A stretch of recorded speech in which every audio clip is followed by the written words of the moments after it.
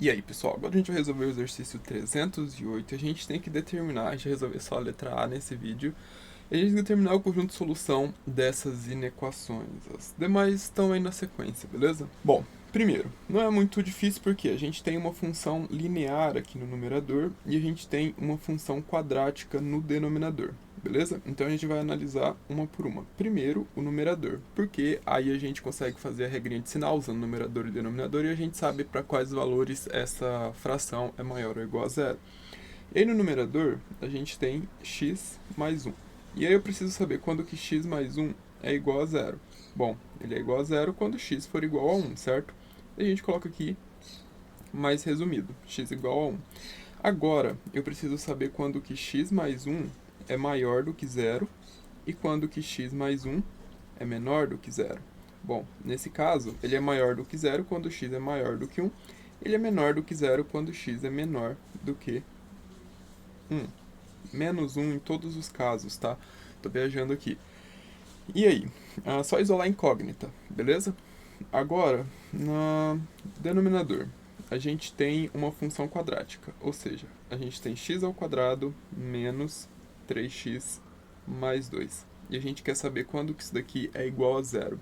Por quê? Porque eu tendo as raízes dessa equação, ou seja, quando ela é igual a zero, eu consigo colocar isso no gráfico e determinar, pelo comportamento da função, determinar para quais valores ela é maior do que zero, menor do que zero ou igual a zero. Então, como que a gente determina as raízes? A gente pode fazer isso, uma das formas é usando a fórmula quadrática, usando delta, que é b ao quadrado menos 4ac, ok? Sendo o coeficiente a igual a 1, o coeficiente b igual a menos 3 e o coeficiente c igual a 2. Então, a gente tem b ao quadrado, menos 3 ao quadrado, menos 4, que multiplica 1, que multiplica 2, beleza? Então, 3 vezes, menos 3 é 9, menos 4 vezes 1 vezes 2, isso é 8. 9 menos 8 é 1, 1 é o delta. Então, como que vai ficar o nosso x1 e o x2? x1 e x2 é dado por menos b, mais ou menos raiz de delta, dividido por 2 vezes o a. Beleza. Então, vamos colocar aqui, isso vai ficar... O b é menos 3, então a gente vai ter menos 3, mais ou menos raiz de 1, dividido por 2 vezes a, que é 1. Ou seja, 2. Vamos colocar só 2 aqui. Beleza. E aqui menos com menos dá mais. Então já vamos deixar mais aqui, apagar esse parênteses e raiz de 1, todo mundo sabe, é 1. Então, a gente tem 3 mais ou menos 1 dividido por 2. Então, o nosso x1, não importa se você pega mais 1 ou menos 1, mas eu vou pegar mais, 3 mais 1 dá 4, dividido por 2 é igual a 2, e o nosso x2 é 3 menos 1, e 3 menos 1 é 2, dividido por 2, ou seja, é igual a 1. Eu tenho as raízes da função. Agora, o que a gente pode fazer é colocar isso no gráfico. Então, as raízes são 2 e 1. Então, aqui eu tenho o número 1, aqui eu tenho o número 2, e eu vejo que a concavidade da função é voltada para cima, porque a gente tem o coeficiente a positivo. Então, o gráfico tem um comportamento mais ou menos assim, beleza? E aí, o que a gente faz agora? Agora a gente coloca isso na reta. E como que fica a reta dessa função aqui? Fica com os pontos 1 e o ponto 2. Entre o ponto 1 e 2, qual é o sinal? É negativo, porque ela assume valores negativos aqui no eixo y. E para valores maiores do que 2, ela é positiva, porque assume valores positivos aqui no eixo y. E para valores menores do que 1 também, tá? Então aqui, positivo. E como que fica esse primeiro caso aqui? A gente tem, ó, x mais 1, então nosso ponto de referência é o ponto 1. Então, quando que ele será zero? Será zero quando x for igual a 1. E quando que ele será maior do que zero? Quando que ele será positivo? Quando x for... Aqui no caso é menos 1, tá? Eu não sei porque eu cismei com 1. Menos 1.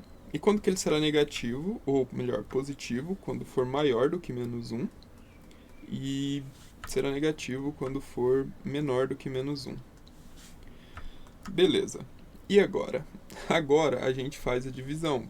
Como que a gente divide valores, né? No caso, a gente faz divisão por valores positivos e valores negativos. Lembrando que o denominador tem que ser sempre diferente de zero e o numerador ele pode ser zero, pode ser positivo, pode ser negativo. Já o denominador ele só pode ser positivo ou negativo, não pode ser zero.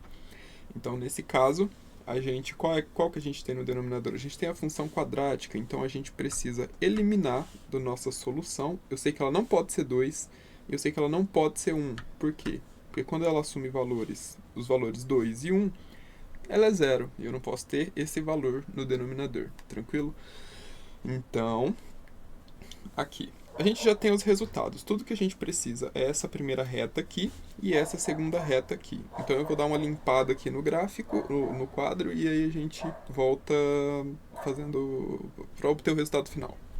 Agora que a gente já tem o conjunto de valores que ele pode assumir no numerador e o conjunto de valores que ele pode assumir no denominador, exceto nesses pontos aqui, que não pode assumir esses valores no denominador, a gente pode fazer o quociente. Então, quando eu pego um valor positivo e divido por um valor positivo, o que a gente obtém? Vamos colocar os pontos aqui, ó. Eu tenho o ponto menos 1, eu tenho o ponto aberto aqui no 2 e aberto aqui no 1, ok?